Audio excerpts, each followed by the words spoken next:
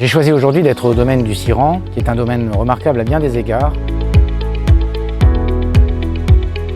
Je suis très heureux d'être accueilli par Jacques Martinet et Christian de Froberville, qui m'ont fait découvrir ce site, qui est un site emblématique de la Sologne. D'abord parce qu'il y a 300 hectares, qui préservent des paysages, qui préservent une faune et une flore qui est remarquable en Sologne. Deuxième élément, c'est un lieu de la pédagogie. Ça permet aux jeunes et aux moins jeunes de découvrir ce que sont les activités, ce que sont ces patrimoines, et de comprendre finalement ce qu'est la vie de la nature. Je pense qu'on a besoin de plus en plus de faire de la pédagogie. Un projet humaniste, c'est un projet qui à la fois préserve et se soucie de la question de ceux qui vivent sur les territoires, des hommes et des femmes qui essayent de travailler, de se former, de se déplacer, de fonder un foyer, et qui préserve aussi ce qui est notre patrimoine et qu'on doit transmettre aux futures générations, qui est le patrimoine de la biodiversité, qui est le patrimoine naturel, qui est le patrimoine architectural. J'étais aussi avec les présidents de fédération de chasseurs du Loiret et d'Eure-et-Loir aujourd'hui. C'est une des activités importantes en Sologne, c'est une des activités importantes en région Centre-Val de Loire. Ce sont des acteurs de la biodiversité qui ne sont pas en concurrence avec les autres.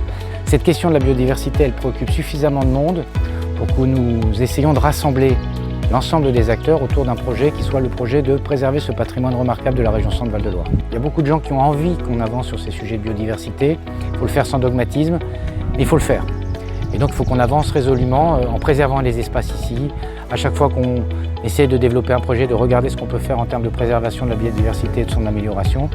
Et puis il faut finalement respecter les hommes et les femmes qui font vivre au quotidien ces territoires. Et donc il ne faut pas le faire sans eux, il faut le faire avec eux.